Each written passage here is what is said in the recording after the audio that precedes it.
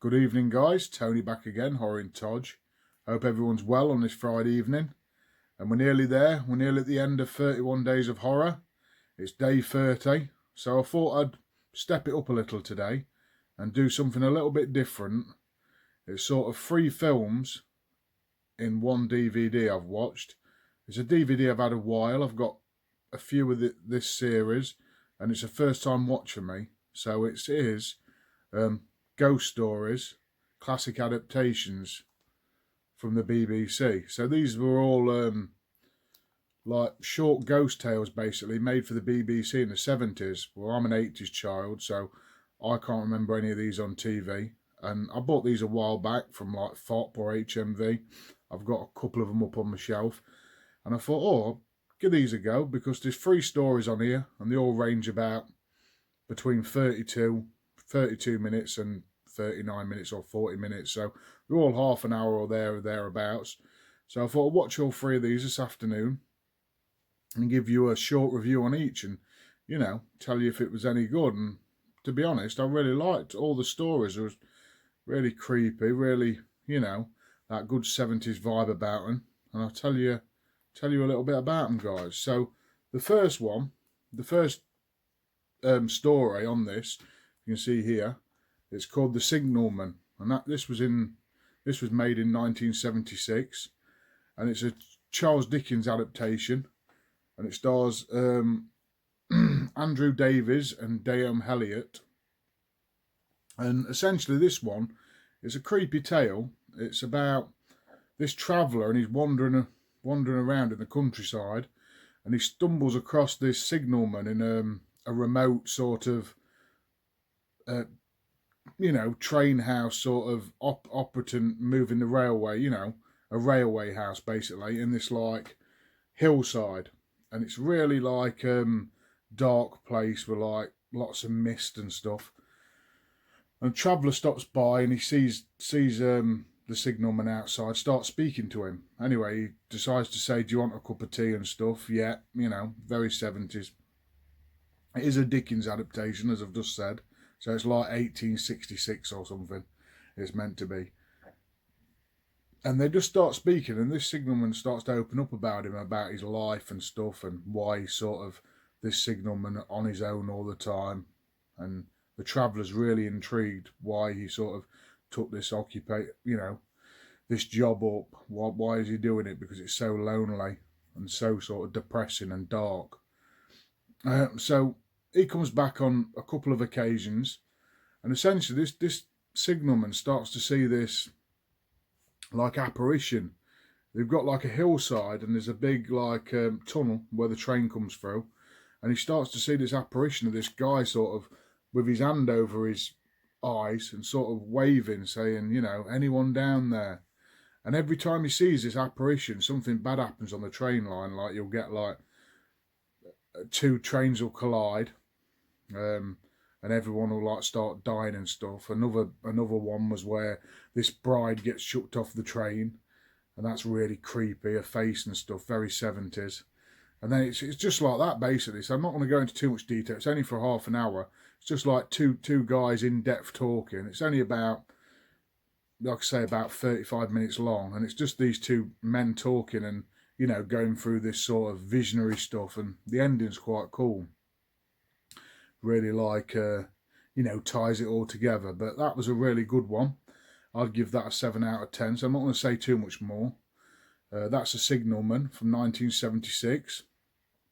The next one I watched was one called, I'm just written it down here, guys, Stigma from 1977. So this starred Kate Binchney and Peter Bowles. And this one was a really good one. So it's really 70s. This couple have bought this thatched cottage in the countryside, lovely house. And there was this like stone circle now, a bit like Stonehenge, but on a smaller scale, like a pagan circle sort of thing.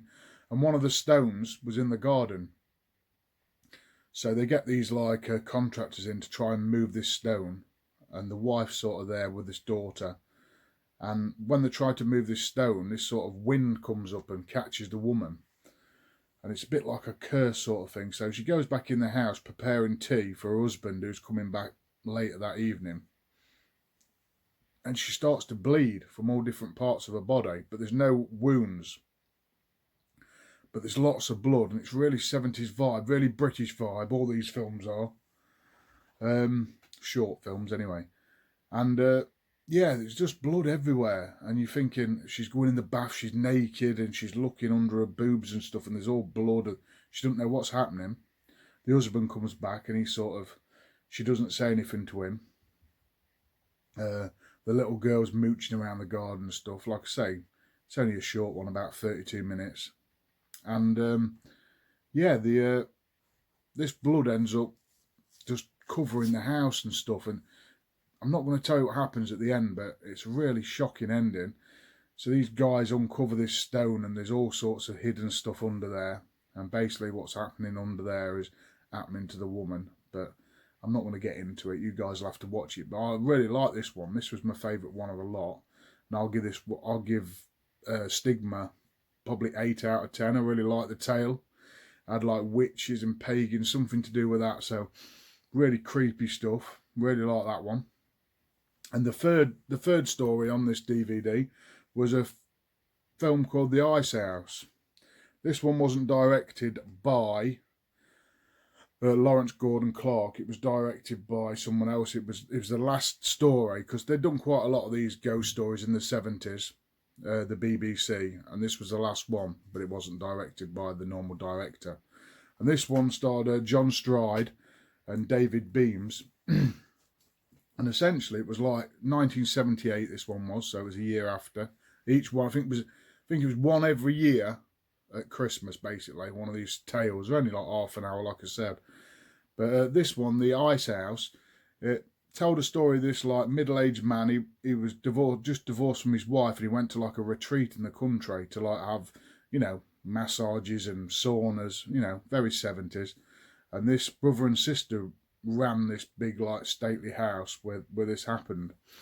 And they were really creepy, this brother and sister. You just knew there was something not quite right there. And there was all these other older sort of single people, and you didn't quite know, there was no families or anything, you didn't quite know what they was doing. There was all like making these weird noises sometimes and moving the head around, and there was something not right.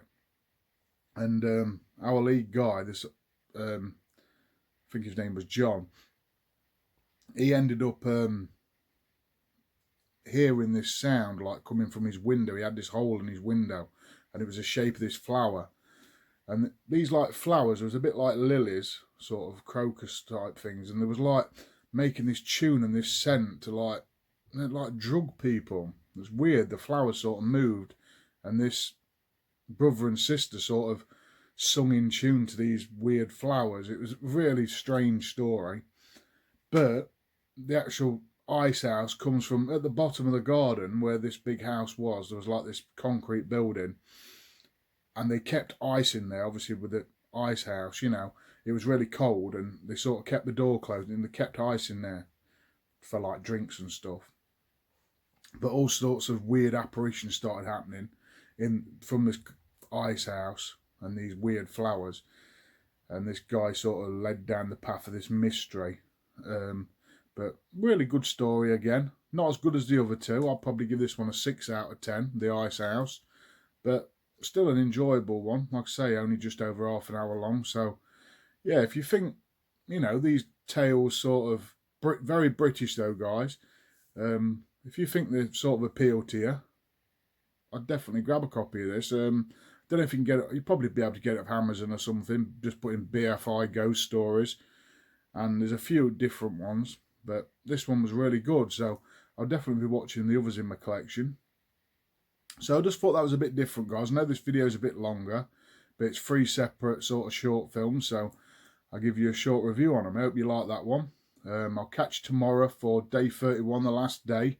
Thanks everyone for your support and everyone who's watched. Much appreciated. So I'll catch you for the last day tomorrow, guys. Thanks a lot.